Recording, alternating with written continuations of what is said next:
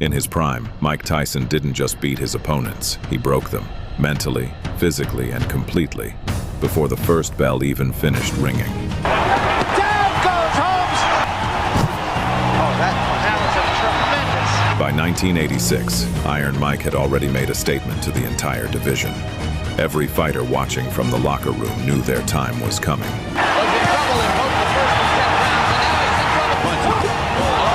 But standing in Tyson's way to the title was a destroyer.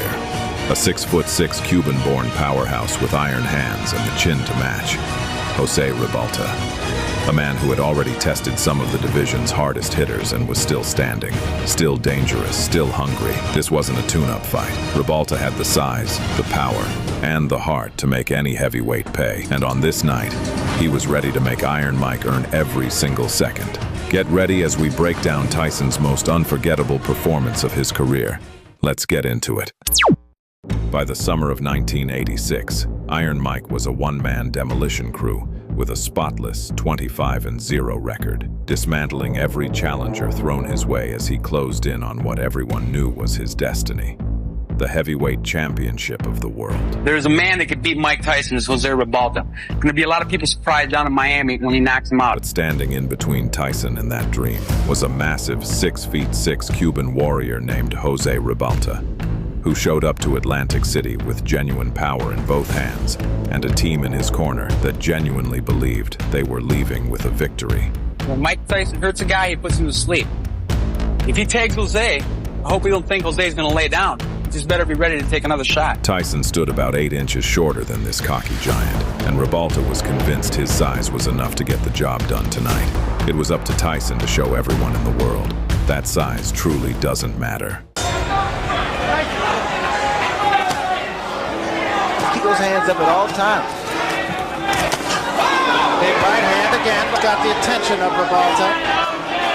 He knows the way that Tyson's working the body. Tyson has developed as a fighter. You have to throw combination, you have to have it all. And a lot of heart.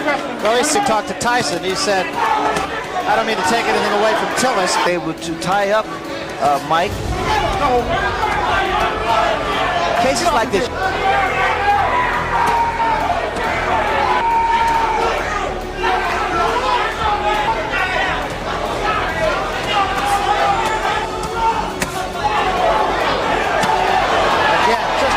Body shots and what an uppercut.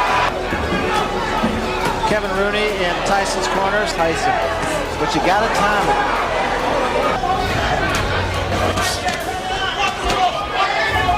Well, it's an interesting technique, Ray, because he's not running like Green did. A counter right hand by Mike Tyson is invited. And there was an up. Tyson lands his signature right hook to the body, then right uppercut, and almost takes Ribalta's head off. But to everyone's surprise, Ribalta stands back up and fights Tyson hard until the end of the round. Ribalta trying.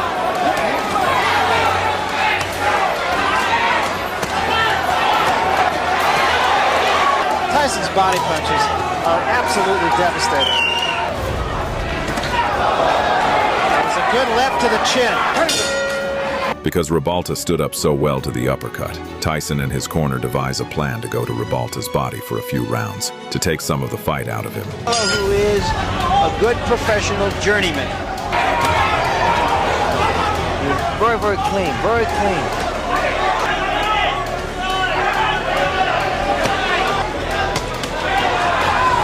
His body shots are so hard, there's a distinctly different sound to them.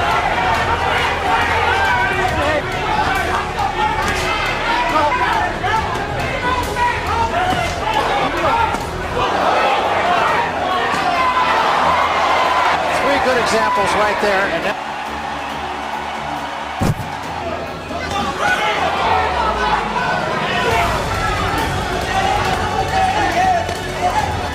game plan is starting to work now.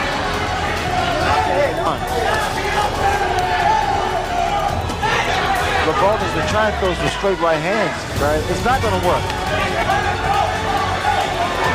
Ribalta got himself in trouble. An uppercut by Ribalta.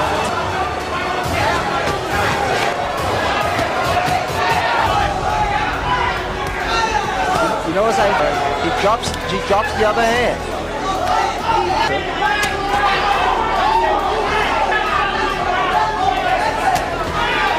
Now start the pressure.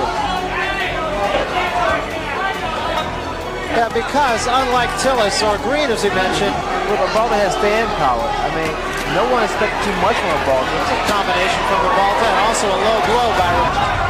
More than one punch. Tyson just missing that uppercut.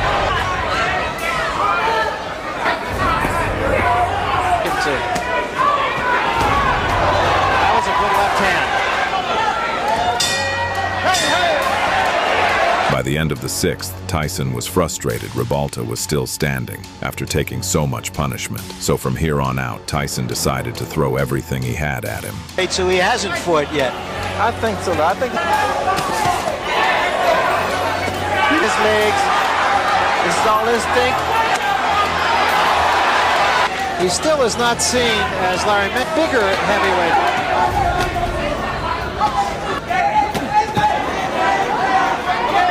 Because he's fighting the right way. With quick Tillis. There.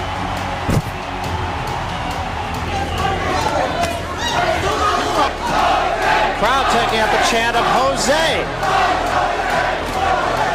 Well, they're appreciative of what has been a rugged battle.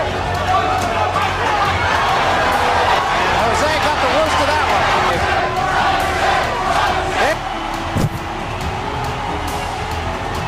There's a big right hand, and Rebalta is about to go. Another big right hand, back to the body.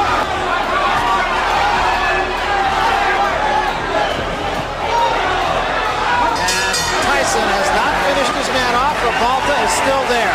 Rebalta had survived, but was hanging by a thread. And when the ninth round arrived, Mike Tyson finally did what everyone in the arena had been waiting for. He brought the storm. Tyson has been wearing down a game opponent. Oh, another big left hand. He's really out and just on top of Mike Tyson. Look at that left hand of Rebalta. Watch for a straight right hand. He actually caught Tyson.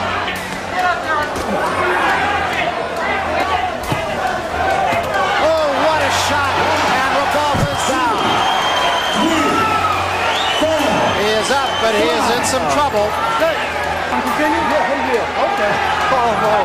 So do you want to continue? He said, yeah, it's a fighter. Tyson knocked him out in the 10th. During the post-fight interview, Mike wasn't given any credit for the win by the interviewer. Well, why, if you knocked him down the second round, the eighth round, why couldn't you finish him? Well, he was hurt pretty bad, and those are the breaks. I couldn't finish him. I had a bad night. These things happen. This happened a lot to Tyson. If Mike defeated an opponent in the first or second round, the fighter was a bum.